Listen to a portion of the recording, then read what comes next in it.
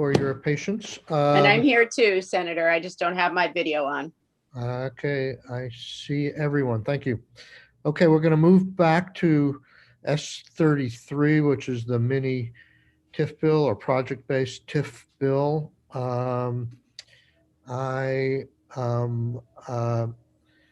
my hope is that we can get a feel for the committee on this bill and whether we're going to go forward with it. We have some follow-up witnesses today. My hope would be on, I think a bunch of our issues will come to a head next week in terms of trying to get them, and maybe optimistic, but trying to get this bill, the relocated worker bill, the unemployment extension of the sunset bill, and maybe the charge relief on unemployment and any benefit changes, that bill all out next week, though we are going to have somewhat of a shortened week with the trustee elections. And I've also been requested by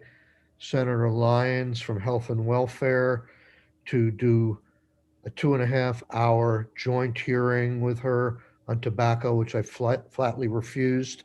And she came back and said, can we do an hour? And then she also said, maybe we can send one committee member to her thing. But that's a thing in discussion. I think she wants us on the 18th, which I think is also the day of the trustee election. So it's going to be somewhat of a pressured week next week. Having said that, let's see if we can go forward on this. Fred, you were around last week, and we did have some very good testimony from the Middlebury. He was a select board member, I think. Select board chair, yes. Yep. Were you here last week to back him up, or did you have some specific perspectives on this bill and your long history with the TIF programs that you wanted to share with us? I was there for moral support and to help him answer any questions. But today I can give you the perspective from the regional development corporations. I'm the current president of the RDCs of Vermont, so I thought I'd give you a little bit of testimony from that perspective. And okay. I can answer questions. Okay, we have a long witness list, so could you do that briefly for us to get us launched here? Sure. I sent you a presentation, but I'll just leave that with you. It'll kind of, back up what I'm going to say. The Regional Development Corporation. So I'm Fred Kenny, Executive Director of the Addison County Economic Development Corporation, but currently serving as the President of the RDCs of Vermont. The RDCs support project-based TIF the project-based TIF financing tool as proposed by S33. With a few exceptions to the current version. The availability of project-based TIF financing would enable rural Vermont communities to grow and diversify their tax base and their grand list by providing gap financing so that smaller communities can afford public infrastructure projects that'll motivate private development. 3 things I want to emphasize the bill provides and this concept brings to the table. Equity and accessibility. The larger communities have had the regular, TIF financing on the books since the 70s. Obviously, it's changed a lot after the state property tax came into place, but it's been there a long time. Several examples of where the current program has worked well and grown the Vermont economy. Look at St. Albans, White River Junction, and now, Bennington's coming along with their project. So equity and accessibility for rural Vermont. Smaller scale, the proposer makes the tool available on a scale that matches the need and capacity of our smaller rural towns. It's a simplified way of doing TIFs, making it project-based, and finally limited scope. It's perfect for a smaller community that might have a single infrastructure project rather than multiple projects serving a whole district with hundreds of parcels. It really simplifies that setup down to a much easier way for smaller communities to handle this kind of financing. I looked through the bill, and I think that the difference between this project-based TIF and the current program is significant in the way that it reduces the burden on municipalities from establishing. They don't have to establish a TIF district. There is no TIF district. They're just presenting a project, but from that point through to approval, through implementation, it's much simpler. There is technical assistance if it's still needed from the regional development corporations, regional planning commissions, or private consultants. But I think the way this is set up, the potential need for extensive, expensive consultancy is much reduced.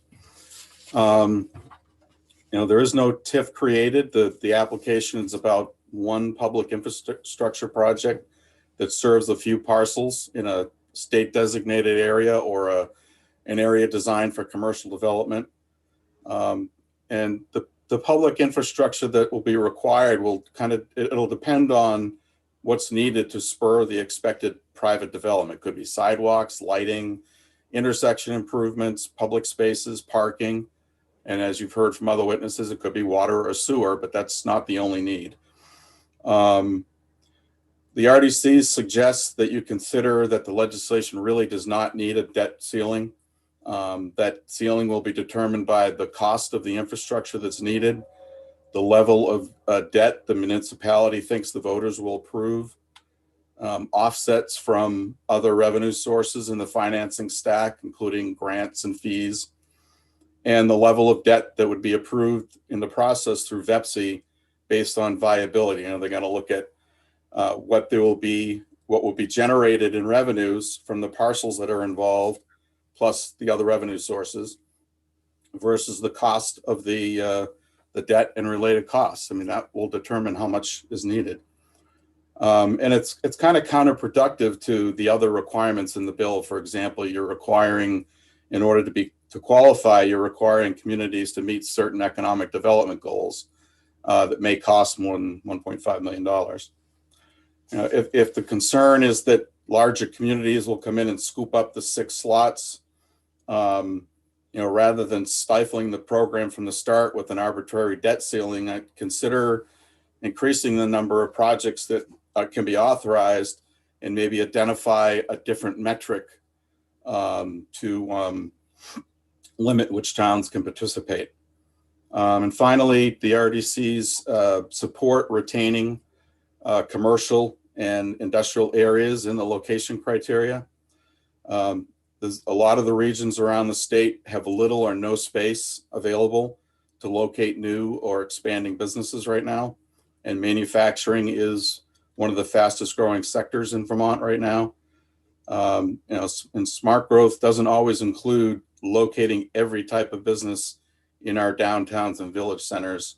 So having those areas, other areas designated and zoned by the municipalities for commercial uses, which go through a similar, extensive review process at the local and state levels, I think is going to be important for the use of this program to make it both an economic and a community development tool. Can I interrupt? Can I interrupt for a second? Yeah, I had one more sentence. Please go ahead. There's language in the current program that is designed to limit what kind of industrial and commercial places can be used for the TIF program by limiting it to current existing industrial areas. So you could look at what's in the existing law. That's it. Thank you. Well, you sort of preempted my question a little bit. So the bill before S33 allows for project-based TIFs in designated areas, downtowns, and I think NDAs, I'm not sure, but also in industrial parks, right? Yeah, as defined in law. So it's not every industrial park, it's the ones that are defined in, And you're asking for an expansion to other? no, areas? I'm just saying, keep it. that in there. Okay, I know there'll be others advocating to take that out. okay. Rebecca, you're with us? Are you not? I'm here, yeah. Can you refresh our memory as to what passed Senate Economic Development? I know we had a long debate in finance in terms of the cap and the number of projects that were authorized. And as I've said from the start, we just put this bill in as it came out of Senate Finance, just as a placeholder, a starting point. I'm already convinced that we need to push for a higher number on the Yeah. cap. I don't know whether I want to have no cap, but I want to know what, if you can recall or can look up what we passed out of committee before finance changed that. I believe it wasn't a monetary cap, that it was parcel based, but I just need a moment. I can look that up. and Okay, get back to you. we'll get back to you. Just, I had that question. I wanted to make it clear to the committee that several of us sponsored this bill, but it's not necessarily in the details we would prefer to have it at this point. It was just Right. get it in as a placeholder. We knew this was the last version that died in, I think, the Appropriations Committee last year. Okay. But I don't recall us having a cap amount when it left our committee. Okay, could be, yep. I'm gonna move to Kate at this point. Thank you. Thanks for the opportunity. Thanks, Fred. Yeah, I'm Okay. sorry, that was rude of me. That's Does anybody have any questions of Yeah. Fred? So, Fred, it's great to see you. Good to see you all. And the question I have for you is a capacity on the RDCs, because I think the RDCs are stretched. I mean, all of you are, all of us are. Does RDC have the capacity to actually provide this technical assistance at the moment, or would you be seeking more resource to enable that? No, I mean, the number of these is going to be pretty limited, between the filters that you're putting on it, the number and the Right. requirements, plus, the other filter is going to be what towns that qualify have a project lined up, ready to go. So, I think it's going to take a couple of years for these to wind up and be ready to go. So they'll be spread out. There's a limited number. So I think the capacity, I think all the RDCs would have and our brother RPCs, brother and sister RPCs, our partner RPCs will be there to help, if necessary. But I think the capacity is available given the number and the limited number of these projects that would happen. Great, thanks. Just wanted to have that on record. Sorry, Kate. It's okay. So Kate, I'm gonna put you on the spot because I like you so much. Does I appreciate that. Good morning. VNRC support this concept? VNRC supports the concept in S33. Great, okay. VNRC also has other ideas. Surprising, let's hear them. All right, sure. Thank you. I appreciate the opportunity to testify. My name's Kate McCarthy. I'm the Sustainable Communities Program Director at VNRC. And I work on smart growth as part of VNRC's larger mission to support human and natural communities. And VNRC has supported TIFs in general for quite a while because for a couple of reasons. One is that they provide a financing mechanism for infrastructure that supports smart growth, water, wastewater, but also stormwater, streetscapes, sidewalks, all those things that make a place more livable and more developable. So we very much support that. We also support TIFs because our research has found that the current program promotes development in smart growth locations. As of 2006, there were locational criteria established And after those were established, 8 out of 9 of the TIF districts created were in smart growth places. And that 9th one is part smart growth, part sprawl in my assessment. Before those locational criteria, it was about 50-50, sprawl and smart growth. So the TIF program is working from our perspective to promote the type of development that we and your committee is prioritizing. So we definitely recognize that these are not serving, that there is a need for rural infrastructure, infrastructure that promotes smart growth, especially in rural villages. And we've heard the testimony that the TIFs in particular are not accessible in those locations to those communities. We've also heard that maybe the TIF is a little complicated for those communities. So we're kind of listening to the full range. And I appreciate that the committee seems to be thinking about the mini TIFs and or other options. I think it is very appropriate to be asking what the right tool is for the job in order to make the best use of the state's dollars and to make the best use of human capacity, the time that we all do or do not have to be administering these programs. So with that in mind, as I said, we do support the concept of the mini TIF. And I'd also like to offer a couple of other ideas for you to consider as you're looking to identify and establish the right tools. So I have 3 suggestions for what these can be. These could be pilot programs as well, things that you test out. And I will give them to you at a very high level. So the first idea is one that you've come up with already. It is that you could establish a grant program to allocate grant funds for that gap funding we've been talking about for the smaller village projects. Can I interrupt you for one Please. second, because you used the word gap? And it's Yes. a question I failed to ask Fred. I wanted to, and he could jump in. He talked about gap funding as well. Mhm. Yet when I think about our poster child of Westford, I think about it not as gap funding, but funding for the entire project. It's not like it's being pieced together with all other funding sources. So is these mini TIFs primarily to fill holes in a much larger financial package, or is it to make the whole project go in its entirety? That's a good question.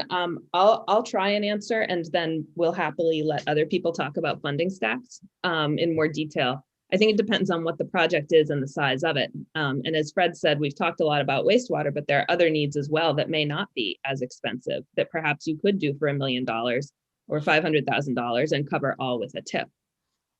But I believe in the case of Westford, looking at some of those graphics, there is a stack of funding, whether that includes USDA Rural Development, that includes Northern Borders Regional Commission, and that includes the TIF funding that truly does fill in a gap. So I think it could sometimes cover the whole project and sometimes plug a hole. Okay, thank you. Do you add something very quick, Fred? Sure, I agree. I mean, even if you look at the history of the current TIF program, I can't think of one of them that didn't have other funding sources in the mix. And it's part of the approval process. VEPC looks at, what is the community trying, how are they putting together a funding stack to make it work and make it viable? Is the answer also the same in terms of the relative size of TIFs, in terms of how big a gap they're maybe it's, in some cases it's 10%, in some cases it's 90%. Is there a norm as to where TIFs fit in? Are they like usually the largest source of funding for a project? I believe so, yeah. If you look at the history of the ones that exist, the TIF funding, the TIF financing piece is the largest part. And a lot of times the applications I reviewed back when I was there, they were seeking funding from other sources. It didn't always come through. They had applications into the Transportation Fund, to USDA, to NBRC, all the funding sources, and it doesn't always come through. But there was always a financing stack involved that was not solely TIF. Right. I remember when we dealt with the Bennington TIF in finance, it was absolutely made you dizzy as to how many different funding sources were coming into play. So, I'm sorry, Kate, go ahead.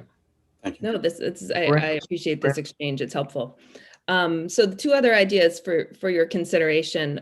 One is that you could work to provide flexibility for how the state's clean water state revolving fund, that's what it's called, how those funds are used in rural areas. And one way to do this would be to extend something that's already been working. It's known as the additional subsidy for designated village centers, and it provides just a little more flexibility in how those funds are used for planning and engineering, and I think also involves some loan forgiveness. I don't know more details on that, but can connect you with people who do. The third idea is you've heard that it can be costly to build a system that anticipates future growth because the future users aren't there yet. And that means the costs of the future users fall on the existing users. That's part of what makes it burdensome. One way to manage this would be to establish some way for a third party to temporarily own that unallocated wastewater capacity that's been built for the future users. That would be a way to temporarily defer the cost, and that third party would be paid back by the future users when they get on the system and start paying. Like a One-time funds could be used to capitalize this.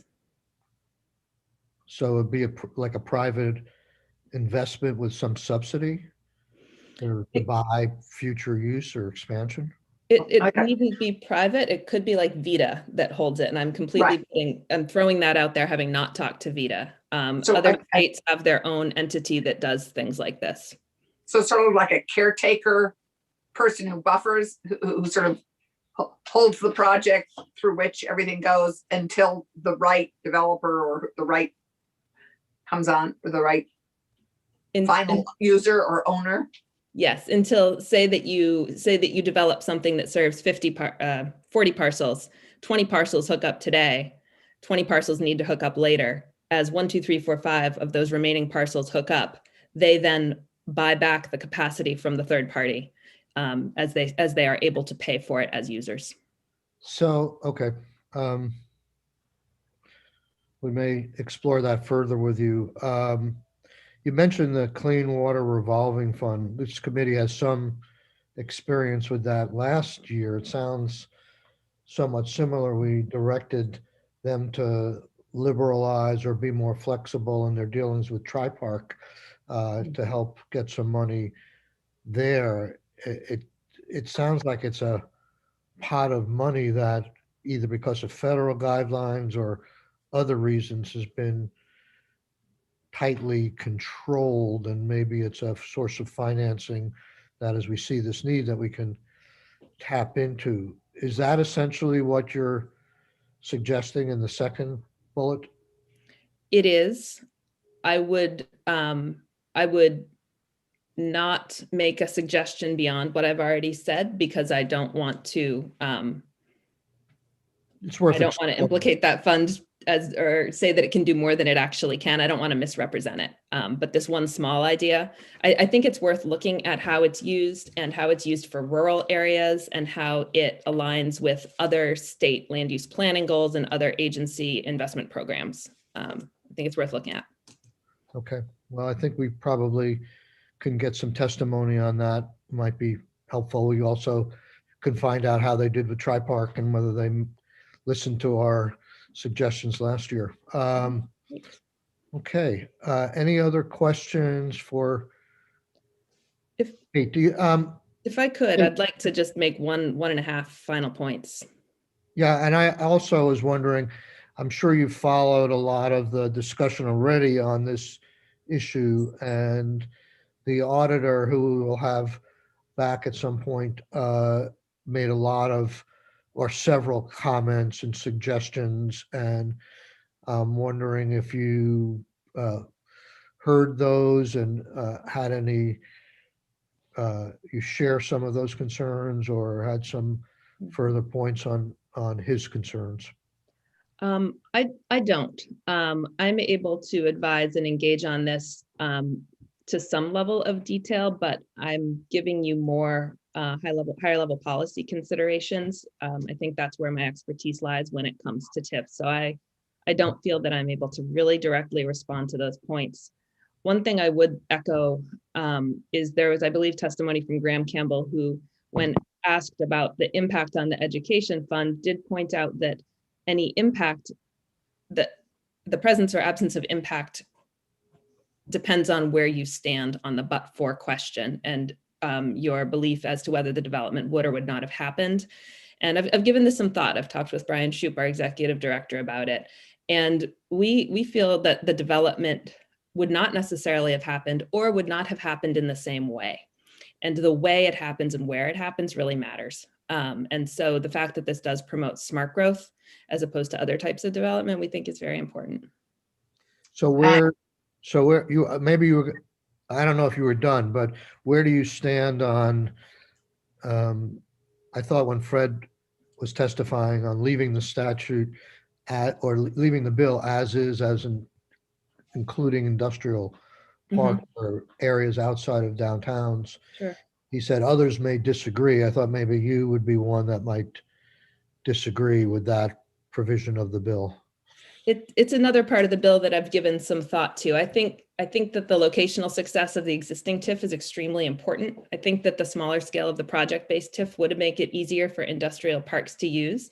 And so I think that needs to be approached carefully. I feel really strongly that you need to keep strong locational criteria that prioritize downtowns and maybe and other smart growth designations, maybe the areas immediately outside of it if you're looking for neighborhood development. The definition of industrial park that is referenced in this bill is VIDA's definition of industrial park. I think one way that you could continue to include industrial parks, but also ensure that you don't create outlying nodes for retail or commercial, is you could use the industrial park definition from Act 250 rather than from the VIDA statute. And the difference is that the Act 250 definition of industrial parks ensures that any commercial or retail is incidental to the industrial use, and that helps focus on industrial uses that are truly don't belong in smart growth areas. And maybe you still have some office space to go with that industrial use, and that's absolutely fine. Or maybe you have a tiny storefront that is incidental, and that's absolutely fine. But that way you don't end up with, tasting facilities and restaurants next to manufacturing, and those things could be in downtowns. So that would be my suggestion, is to revisit what definition of industrial park you use. Right. I think that's a key point, because there are some very developed small industrial parks in smaller communities that would be great to incent more growth, that are smart, that perfectly complement smart growth principles. But I agree with you. I think the Act 250 definition would be much better to go with. Yeah, thanks. Thank you. Okay, any other questions? That's very helpful. Okay, let's hear from Tasha, who I haven't seen in quite some time. Welcome, Tasha. How are you? Thank Hey, you. it's so nice to see you, Michael, and Yep. all of you. It's been a long time. Absolutely. Hi, Tasha. We go back 30, 40 years, don't we? Yes, absolutely. I know it's very strange to be back testifying remotely, but luckily I've got my kitten filter off or whatever it was. And I'm happy. my gosh, I watched that over and over and over again. That Yes. is so fun. That is funny. That is There's so so funny. many good moments in there. Thank you. Yes, especially his assertion that I am not a cat. I think that was. Anyway, we digress. And I want to let you know that we have here Seth Jensen, who's the principal planner at Lamoille County Planning Commission with me. You've heard from him before in his capacity as a volunteer with the town of Westford. So I just wanted to clarify that is his volunteer role, and he works with us, and Westford is outside of Lamoille. I'm here actually as the president of the Regional Planning Commission's organization, VAPTA. And I'm really happy, we really like this concept. We struggle so much with small rural communities, especially relative to water and wastewater development.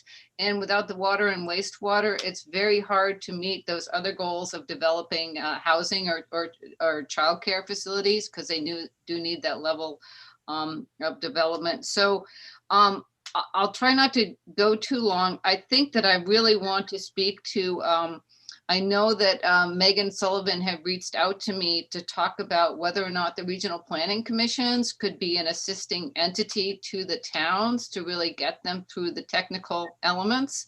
So actually Seth and I walked through the entire spreadsheet with Megan. Boy, that was fun. But I really feel that we do have the capacity to assist, and that quite often when we're talking about something that's housing or transportation or wastewater or water, we have already been working with the towns about those projects.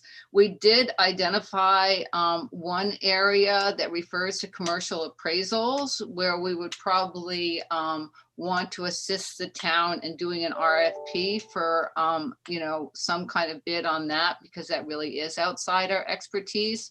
But I do think the bill and the structure is really written so that we can provide the assistance to the towns that they need to administer this program.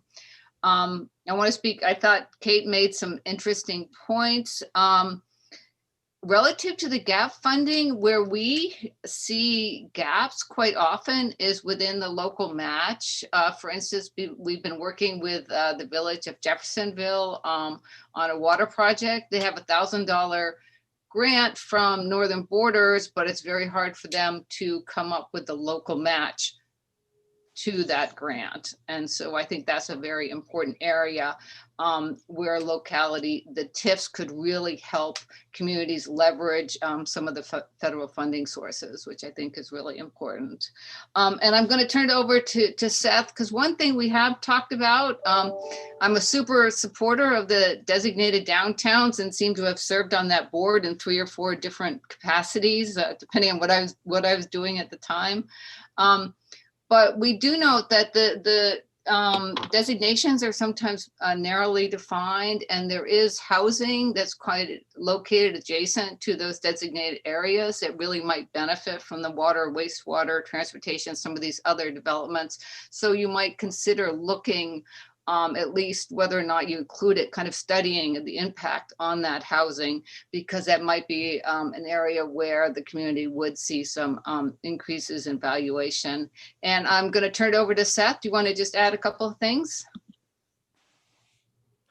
Sure. So on that issue of the designated areas and the surrounding residential neighborhoods, the way the downtown and village center designations are written, they're really the commercial and civic core of a community.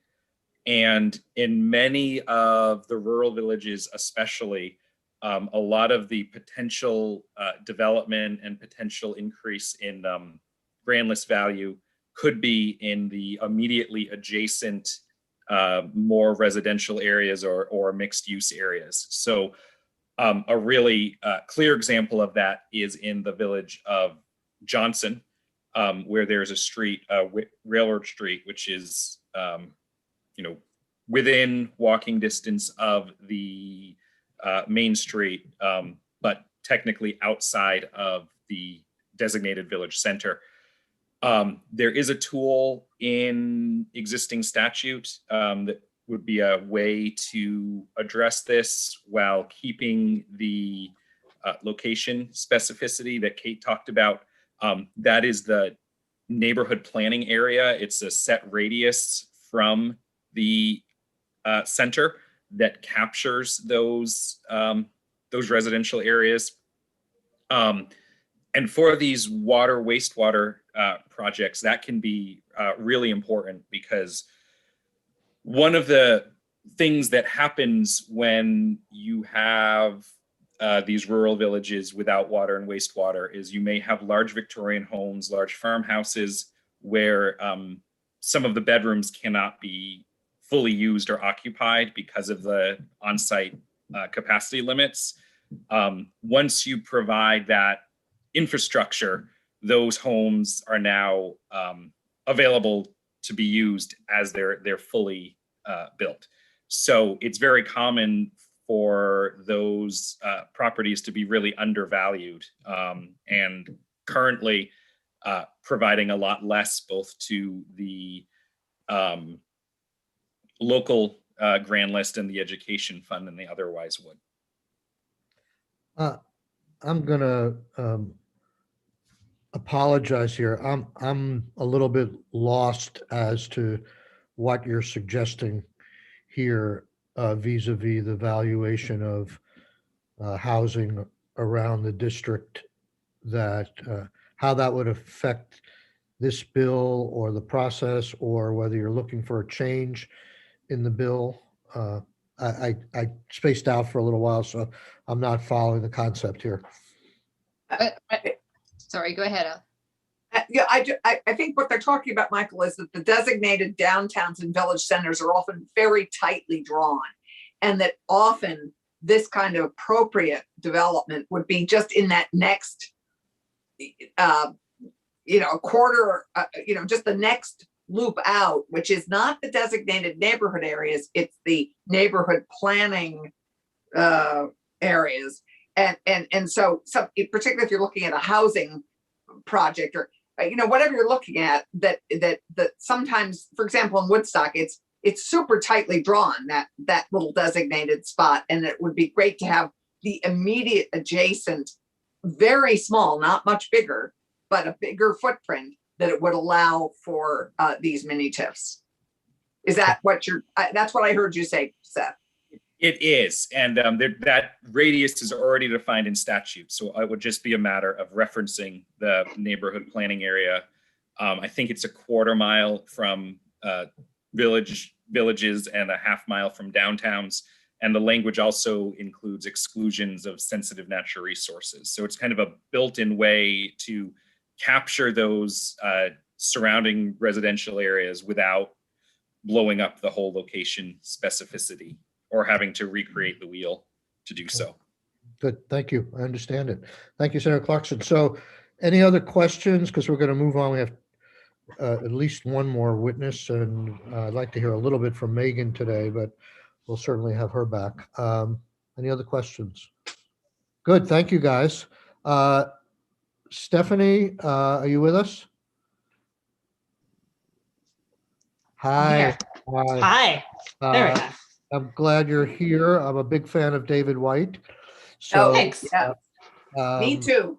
And I served on the Development Review Board in South Burlington, where we did a lot of battles together. Yes, or the trenches. Or against each other. But Yeah. anyhow, you're well respected. Your firm is well respected. So why don't Thanks. you give us your opinion on this bill and any thoughts you have? Sure. Thanks for having me. My name is Stephanie Clark. I'm the Vice President of White & Burke Real Estate Advisors. I've been doing real estate consulting for private development and municipalities for 14 years. And I've developed the TIF districts for 6 of the existing TIF districts today. So I can rattle those off if that's helpful, but I'll keep my remarks brief. I have about 5 points I'd like to make because I think it's really important. We very much support this legislation. Absolutely. Downtown development, as you know, is so expensive and smart, and that's where we want to see development done. And development anywhere is expensive. We cannot emphasize enough how hard it is to make any project pencil out without some sort of assistance. Very few projects I have ever worked on in 14 years have had only one source of maybe private financing.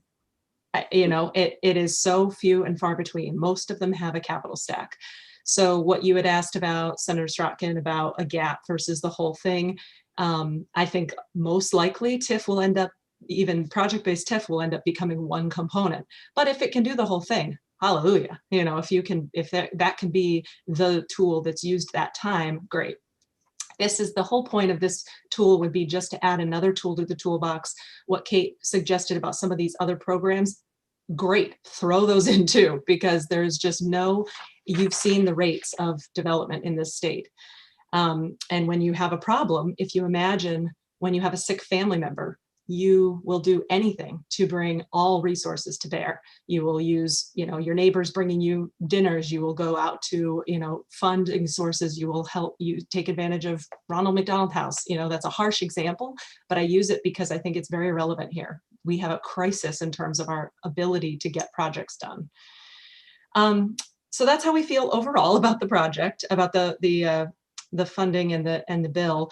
I will say I have a few things I think are very important to note very specifically. One, the 1.5 million cap, I heard you say you're not in favor. I agree. It's just not helpful. I mean, we don't know the scale of these potential development projects. What if we had another Husky that could come and locate and bring a bunch of jobs, but, you know, and if the revenue is there that supports it, great. Then that dictates what the potential infrastructure costs could be and could be funded. The other second technical point that I'd like to make is that there's language in here that, and I don't have the direct citation, I'm sorry, I can provide that, but the language about the vote is a little confusing. The way I read it, it sounds like you can only go to your voters once, and if you got denied, you could not get it revoted. And I very much disagree with that approach, because sometimes the municipality has to go back to the drawing board maybe and do some more additional research, but they should be able to go back to the voters to ask for authority to bond again. I think that's the intent actually, but the way the language reads, because it says one authorizing vote. So I'd like to read that as if it's an approved vote. I think what the intent is to limit it to one project, one vote because of one project. And that seems absolutely reasonable, but and that's consistent with the intent of this project, but I think that's important. And then I think the other technical piece is about the term project. Some of these infrastructure, you know, Westford I know is the example, and that is one discrete infrastructure piece. But a lot of times what these smaller communities have dealt with, and I've worked in lots of communities across the state. I'm working currently with St. Johnsbury. I've worked with Springfield. We've worked with Newport. They are not technically the smaller communities we're even necessarily targeting this for. They could potentially have full districts. But a lot of times what we run into is overlapping infrastructure and the intersectionality of the infrastructure needs. So I think one project should be able to incorporate multiple types of infrastructure as long as it's interrelated to serve that one purpose. So if you have a site that needs brownfield remediation and it doesn't have water and sewer and needs an extension, that should all be under one bond vote, but that should be considered one project. It should not be limited to one type of infrastructure, for what it's worth. Is And that the way you read the bill? not necessarily, but I think it could be inferred. And I just want to be careful because every time the auditor comes back to review this, they're looking back at the legislation very carefully. So I want to make sure that that's, you just have to take a look and just double check that that's really couldn't be the reading of it, that it could allow for multiple types of infrastructure within the one project. Okay. And lastly, I think the point that was made, and I think it's a really good one, is that to be very cautious about how you perceive the impact to the ed fund, because I absolutely can testify to the fact that many of the projects that have been done in the districts that I have helped create would not have happened if not for TIF. The but-for is so clear, and I've talked with those property owners and those developers myself, and they just could not make those numbers work. So I do believe that this is a benefit to the ed fund, and I think we need to give more tools to be able to do more work like this in the places we want to see developed. Okay. That's all I have to say. Thank you for being here. And Absolutely. any questions? The testimony is very clear. Thank you. No, very, very helpful. Okay, we're getting close to our break time, or we're past it. Becky, did you find out the answer to the question I posed? Yeah, it actually did come out of this committee with the 1.5 million cap. There were just more projects that were allowed. I think there were 15 in the version that came out of your committee. The original bill as introduced actually didn't have any sort of description of what the project area would be or have a cap. So I looked back to that sort of as introduced and then the versions going forward. So I do recall that there was a discussion in the committee, but I couldn't find any draft that had a reference to parcels, although I recall that there was just a debate about whether to make it sort of parcel based versus having some sort of monetary threshold. Okay, so that would parcel, project base would be the amount of the bond vote essentially, and project based, a parcel base would be to identify the parcels on the ground list that would be in the district. Right, so the TIF district program has, you sort of draw a boundary line of the parcels that are within that district. Okay. This is not doing that. It's not, I think the connection would be perhaps done by VEPSI here of what it impacts, what the project impacts.